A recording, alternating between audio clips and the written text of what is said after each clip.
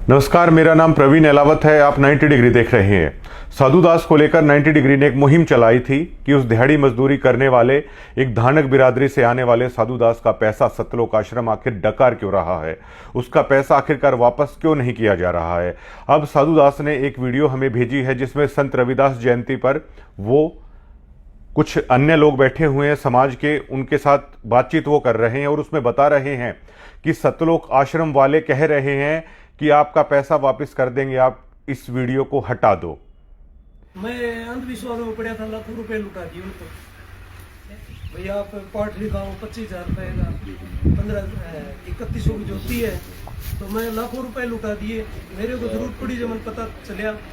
जैसे किसान भाई है, किसाना ने करोड़ों रुपया सामान दिए, धान अपने, मैं भी धान उनको पाइपा खातर गया था। चलो ठीक है, मजबूरी में उनका साथ देना चाहिए। तो मैं मेरा आपके ऊपर पड़ी जब पता चले, मेरा सारा ढूंढ पड़ गया। कौन दिया बोले आपके पास बुलेट मोटरसाइकिल है, छोटा हाथी है।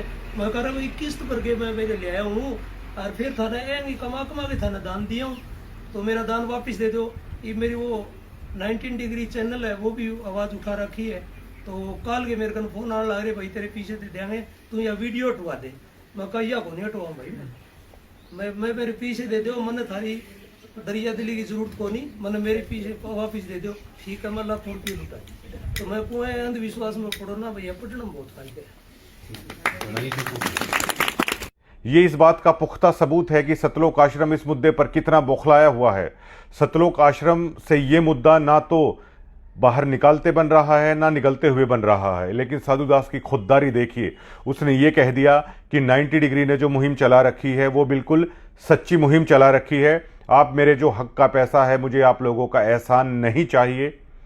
आप लोगों ने जिस कदर टॉर्चर किया है, आपका एहसान नहीं चाहिए और मेरा पैसा है मुझे वापस लौटा दो। इस मुद्दे पर सतलोक आश्रम पूरी तरीके से बैकफुट पर नजर आता है। और आप सतलोक आश्रम के बारे में अगर आप रिसर्च करेंगे ना तो हैरान हो जाएंगे आप। अब जबकि एक सवाल मन में बार बार उठता है कि आप संत रामपाल जी महाराज का जिक्र अगर हरियाणा में कहीं पे करने लग जाते हैं तो मैंने बहुत सारे लोग ऐसे देखे हैं वो बुरा भला कहने लग जाते हैं।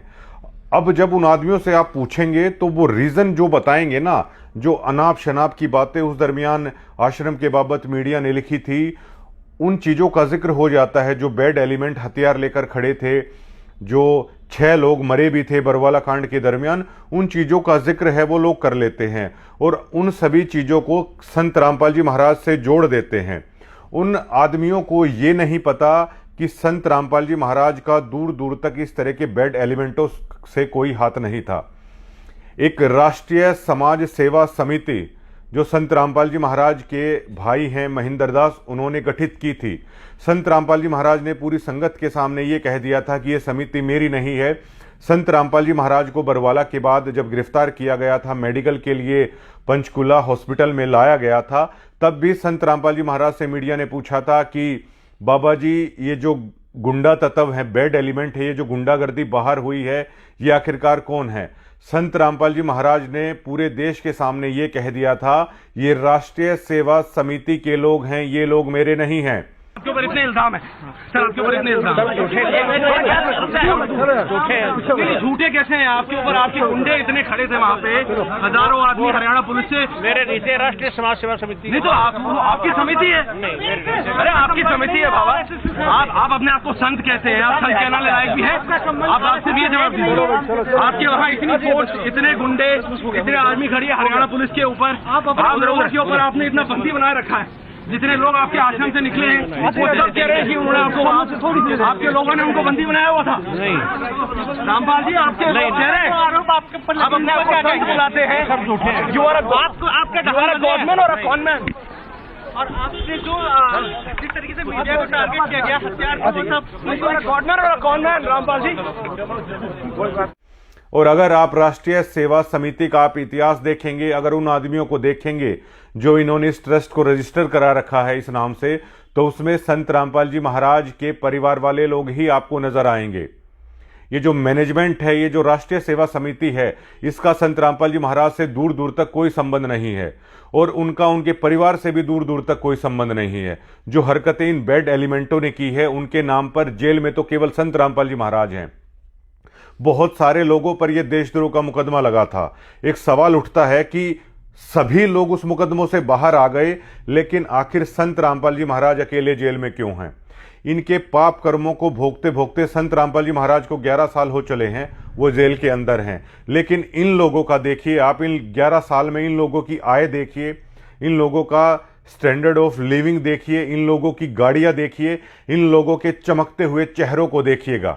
11 साल पहले इनके चेहरे कैसे थे, आज किस तरह चमकते धमकते हैं इन लोगों के चेहरे। इन लोगों के घर देखिए किस तरह महलों की तरह इन्होंने धनान आश्रम में भी बना लिए हैं, हिसार में भी बना लिए हैं, अन्य जगह पर भी बना लिए हैं। 11 सालों में इन्होंने कौन सी मतलब लेफ्टिनेंट की नौकरी करके ये लोग इतना सारा पैसा है ये लोग लेके आए हैं। और जो आप दान दे रहे हो सतलोक आश्रम में, जो भी आप कर रहे हो, आप इस मैनेजमेंट, इस राष्ट्रीय सेवा समिति को कर रहे हो और इस समिति का संत रामपाल जी महाराज से दूर दूर तक कोई मतलब नहीं है। जो वीडियो कॉल में संत रामपाल जी महाराज ये कहते हैं कि ये मेरे उस पर हो रहा है, ये केवल संत रामपाल जी महाराज इसलिए कहते हैं कि जो संगत है वो कहीं ना कहीं वो रास्ता ना भटक जाए। संत रामपाल जी महाराज ने पंचकुला में कह दिया था मीडिया के सामने, ये बैड एलिमेंटों का मेरा दूर दूर तक कोई संबंध नहीं है। आज उनका परिवार संत रामपाल जी महाराज के नाम पे, किसान प्रोग्राम के नाम पे बड़ी बड़े साफे और पगड़ियां पहन रहा है, सम्मान करवा रहा है। लेकिन यही संत रामपाल जी महाराज के बेटे मीडिया को कहते थे कि हमारा सर शर्म से झुक गया है कि हम इसके बेटे हैं, ये हमारा पिता है।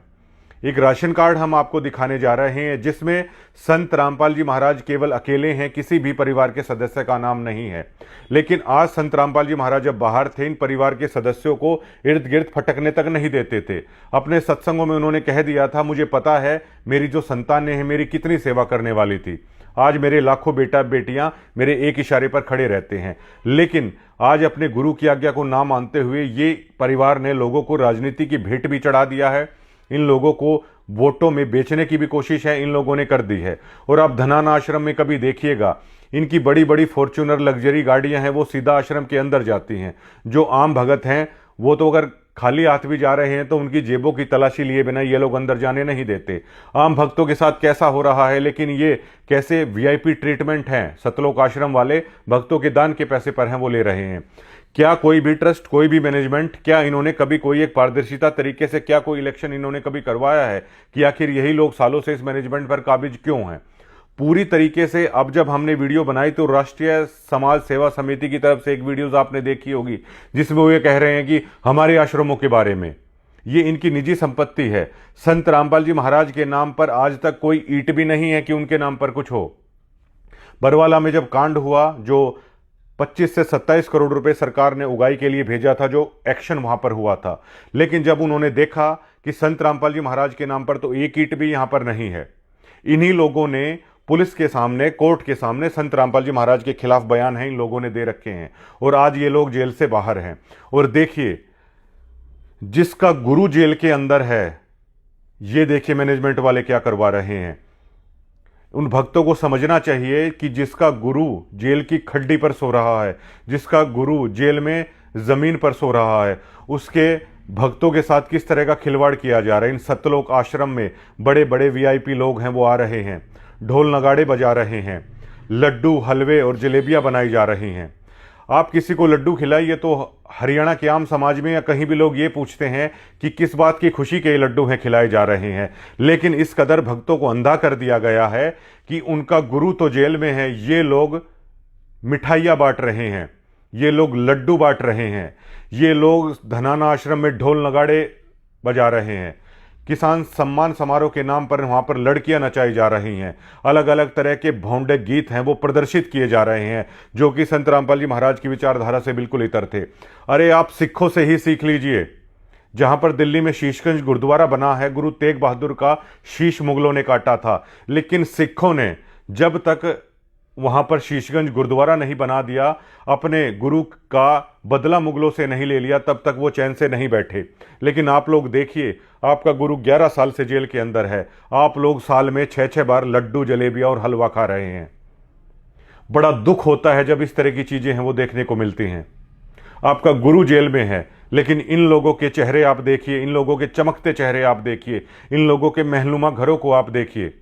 गुरु जेल के अंदर जमीन पर सो रहा है, ये महंगी महंगी गाड़ियों में घूम रहे हैं, आलिशान महलों में ये लोग रह रहे हैं। 11 सालों में इनका लाइफस्टाइल पूरी तरीके से बदल गया है।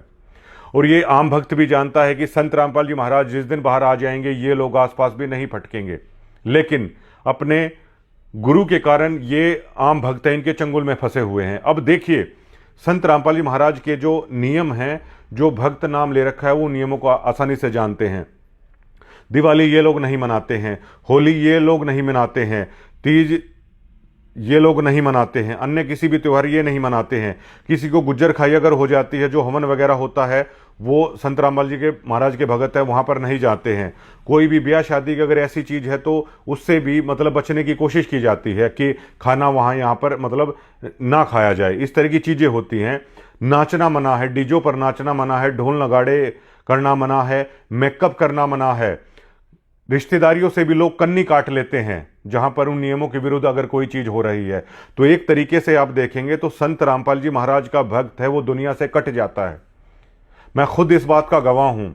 ऐसे ऐसे भक्त हैं कि उनकी बहन है उनसे बात नहीं करती हैं, ऐसे ऐसे भक्त हैं कि उनका भाई उनसे बात नहीं करता है। मैंने ऐसे ऐसे भगत हैं वो देखे हैं, उनके बेटे उनकी पत्नी उनको हर रोज ताने देती रहती हैं नियमों को लेकर कि आपने संत रामपाल जी महाराज का नाम क्यों ले रखा है। वो इस कदर दुनिया से कट जाते हैं, दुनिया से वो कट जाते हैं, फिर इस मैनेजमेंट की भीड़ चाल का वो हिस्सा बन जाते हैं। दुनिया से इस कदर कटे हुए हैं, ना उनका कोई मित्र है, ना उनकी कोई रिश्तेदारी है, ना उनका कोई समाज रहता है, और तो और उनका कोई गांव भी नहीं रहता। केवल और केवल उनके लिए रह जाते हैं संत रामपाल जी महाराज। इसी चीज का ये लोग फायदा उठाते हैं। इसी चीज के कारण संत रामपाल जी महाराज का एक नियम ये भी है कि अपने गुरु के सिवा और किसी को नहीं मानना है। लेकिन ये जो इनके परिवार वाले हैं धनाना आश्रम में, उनके घरों के बाहर भक्त हैं वो ड्यूटी देते हैं, इनके चौकीदार बनकर खड़े रहते हैं इनके परिवार के लोगों के। जहां ये मैनेजमेंट कहती है वहां पर चले जाते हैं, जहां पर झाड़ू लगाने के लिए लोग कह देते हैं वहां पर वो लगाने लग जाते हैं। समाज से कट गए, गांव से कट गए, रिश्तेदारी से कट गए, मित्र यारों प्यारों से कट गए, समाज में हर चीज से कट गए। इसी चीज से फिर ये लोग भेड़ चाल में शामिल कर लेते हैं। और अगर मेरे आप जैसा अगर कोई आदमी आवाज उठाने की कोशिश करता है तो इनके नाम पे एक कंप्यूटराइज पीला पर्चा है वो लोग निकाल देते हैं, ताकि दोबारा इस तरह की बगावत करने की कोई कोशिश ना कर सके, इस तरह कोई बागी है वो ना हो पाए। सतलोक आश्रम से जुड़े हुए हर व्यक्ति को ये बात है कि ये जो मैनेजमेंट है, ये जो समितियां बना रखी हैं, इसका संत रामपाल जी महाराज से दूर दूर तक कोई भी संबंध नहीं है। लेकिन इन नौसिखियों ने, इन नकली एक्टरों ने संत रामपाल जी महाराज को इतना बदनाम कर दिया है, इतना बदनाम कर दिया है कि आम समाज में जाकर भी आप अपने गुरु की अगर अच्छाइयां बताने की कोशिश करते हैं तो लोग गाली देने लग जाते हैं संत रामपाल जी महाराज के नाम पे। ये बैड एलिमेंट इस चीज के सारे कसूरवार हैं, जिन्होंने 11 साल हो गए हैं गुरु को अंदर इन लोगों ने डलवा रखा है। भक्तों का गुरु अंदर बैठा हुआ है, वो जेल की खड्डियों पर सो रहा है। जो जेल में जा चुके हैं उन लोगों को पता है कि वहां पर कोई बिस्तर नहीं मिलता, एक पक्की खड्डी उसे बोला जाता है वो मिलती है। वो भी मिल जाए तो बहुत बड़ी बात होती है, वरना लोग है वो नीचे ही सोते हैं। लेकिन साल में 6-6 बार लड्डू और जलेबियां हैं, सरेआम इनके तनखइये पत्रकार वीडियोज में दिखाते हैं कि देखिए। ये बहुत शर्म की बात है कि जिसका गुरु जेल में है वो लोग छाल में 6-6 बार लड्डू हैं वो मिठाइयां हैं वो कर रहे हैं। जिंदा गुरु के ऊपर फूल बरसाए जा रहे हैं, ढोल नगाड़े बजाए जा रहे हैं, डांस किए जा रहे हैं, और कोई कुछ बोलने तक को तैयार नहीं है। पैसे खाए जा रहे हैं, भक्तों के दान का पैसा खाया जा रहा है, और कोई एक गरीब आदमी वो ये बोल देता है कि मेरा पैसा वापस करो, उस तक को देने का इनका मतलब वो नहीं है, और दावे किए जाते हैं। ये जो सब इन लोगों ने किया है, ये 1000 करोड़ रुपए बांटे हैं या 2000 करोड़ रुपए बांटे हैं, ग्राउंड पे इनका टोटल फेलियर दिखाता है। 1000 करोड़ रुपए लगाने के बाद 500 लोग ये नहीं जोड़ पाए हैं संत रामपाल जी महाराज के सिद्धांतों से, संत रामपाल जी महाराज की शिक्षाओं से। ये सबसे बड़ा टोटली फेलियर इस मैनेजमेंट का है। और इस मैनेजमेंट को जो भी आप पैसा दे रहे हो वो आप संत रामपाल जी महाराज को नहीं दे रहे हो, क्योंकि उन्होंने डिनाई कर दिया है, ये समितियां उनके नाम की नहीं हैं।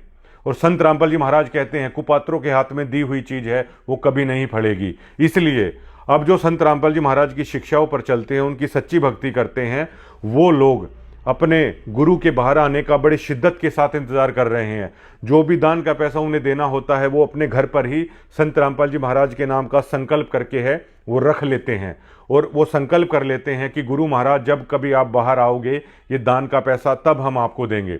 और मुझे पुराने भक्तों ने बताया है कि संत रामपाल जी महाराज अपने हाथ में दान का पैसा लेते थे, मतलब पहले वो पैसे को छूते थे उसके बाद वो वहां पर रखवाते थे। इसका सीधा सा मतलब ये था कि उस गुरु ने आपका दान का पैसा स्वीकार कर लिया है। लेकिन आज जो ये कर रहे हैं वो पैसा भी उस गुरु के दे तो रहे हैं भगत, लेकिन वो पैसा इस मैनेजमेंट के नाम पे जा रहा है। आप लोग सवाल क्यों नहीं उठाते? ये लोग फिर इलेक्शन क्यों नहीं करते हैं? सालों से यही लोग आखिरकार उस संस्था पर काबिज क्यों हैं? कल जो 2-3 भक्त हैं कल टूट गए हैं इन लोगों के, जो सच्चाई इन लोगों की सामने आई है। लगातार भक्त हैं इनसे टूटते जा रहे हैं और ये लोग बड़े बड़े दावे करने की कोशिश करते हैं। इन्होंने एक भांग पिलाने की एक ऐसी कोशिश कर दी है, झूठे धर्म के नाम पर एक ऐसा नशा इन भक्तों को करवाने की इन्होंने कोशिश कर दी है। कुछ भी करने का प्रयास है ये लोग करते हैं। इनकी वीडियोस को आप देखिएगा, इतने लड्डू बन गए, इतनी जलेबी बन गई, यहां आने के बाद फला आदमी ने ये कह दिया, वो कह दिया, वो कह दिया। लेकिन अभी तक आम लोग संत रामपाल जी महाराज को लेकर नेगेटिव इसलिए सोच रहे हैं क्योंकि जो इनकी कुकर्म थे, जो इनके कुकर्म थे, वो इनका पीछा छोड़ने का नाम नहीं ले रहे हैं। मैं इस बात का पुख्ता गवाह हूं। गिरावड़ में संत रामपाल जी महाराज वीडियो कॉल पर आए हुए थे जब यहां पर सम्मान समारोह था। संत रामपाल जी महाराज से सरपंच बात कर रहे थे तो संत रामपाल जी महाराज ने कभी भी इन सम्मान समारोह की परमिशन नहीं दी है। इस बात का तो गवाह मैं खुद हूं। संत रामपाल जी महाराज ने उन लोगों को कहा कि मेरे पास लोग ये परमिशन लेने के लिए आए कि हम सम्मान समारोह करना चाहते हैं। संत रामपाल जी महाराज ने वीडियो कॉल के दरमियान बताया, मैंने उन लोगों को कहा जब आप लोग मुझे गालियां देते थे तब मुझसे नहीं पूछा था, अब आप लोग मुझसे क्यों पूछ रहे हैं? मतलब जो आपको करना है वो आप करिए। आप लड़कियां नचाइए, दान का जो पैसा है भक्तों का इन कार्यक्रमों पर वो उड़ाइए, स्टेजों से कुछ भी अमर्यादित भाषा कीजिए, पॉलिटिकल लोगों को बुलाइए, भक्तों से आप जयकारे लगवाइए, उनके नाम के हाथ उठवाइए, कुछ भी आप कीजिए। संत रामपाल जी महाराज, मैं इस बात का गवाह हूं, संत रामपाल जी महाराज ने कह दिया कि उनसे ना पूछा जाए कुछ भी इस बारे में। और ये लोग इस कदर भक्तों के साथ ठगी करते हैं। ये लोग दावा करवाने की कोशिश करते हैं कि महाराज जी ऐसा कर रहे हैं, महाराज जी वैसा कर रहे हैं। महाराज जी ने इन लोगों को साफ साफ बोल रखा है कि जैसा आपका मन करे आप करिए। मतलब गुरु को जो ज्ञान देना था उसने दे दिया, अब जैसा इन लोगों को अच्छा लगता है वो लोग वैसा करिए। 11 साल से जिसका गुरु जेल में हो, क्या उस लोगों के भक्त के गले से भी वो लड्डू आखिरकार कैसे उतर जाते हैं? ये सबसे बड़ा सवाल है। ये हम लोगों को कब पता चला? ये हम लोगों को भी तब पता चला, हम भी लोग इसी भेड़ चाल का हिस्सा बन गए थे। हम लोगों को यह एहसास तब हुआ जब इन लोगों के पंजे से हम छूटे। वो नशा उतरा जिस कदर इन लोगों ने बांध रखा था। लोग अपने घर का काम नहीं कर पाते। ये कहीं भी कभी भी रात को सेवा के नाम पर कुछ भी ड्यूटियां लगा देते हैं। लोग अपनी बच्चे पढ़ाई नहीं कर पाते, लोग अपने घर को नहीं संभाल पाती महिलाएं। लेकिन इन महाशयों को इनके घर की चौकीदारी है वो कर देनी चाहिए। अनारो माई के घर के आगे ड्यूटी लगा दो। क्यों भाई? आखिरकार उनके गुलाम हो गए क्या ये भक्त?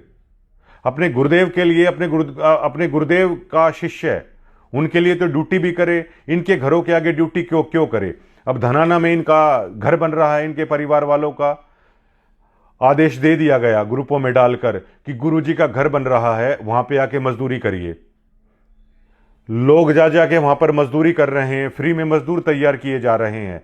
आश्रमों में भक्तों का खून निकाला जा रहा है, आश्रम में भक्तों का पैसा ऐंठा जा रहा है, कभी ज्योतियों के नाम पर, कभी पाठ के नाम पर।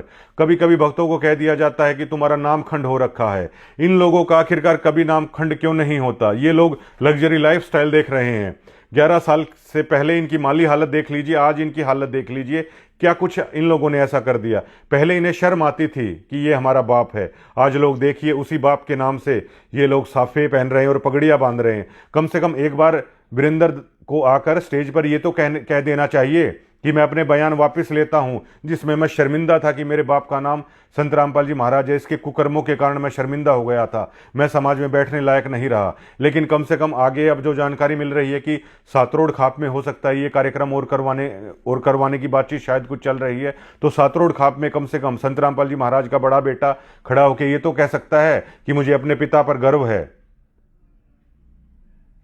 कम से कम वो बयान तो ये समाज के सामने लेके आए और कम से कम ये गलती तो माने कि संत रामपाल जी महाराज का आदेश नहीं था कमांडो बनाने के लिए। संत रामपाल जी महाराज का आदेश नहीं था कि बंदूक लेके खड़े हो जाओ।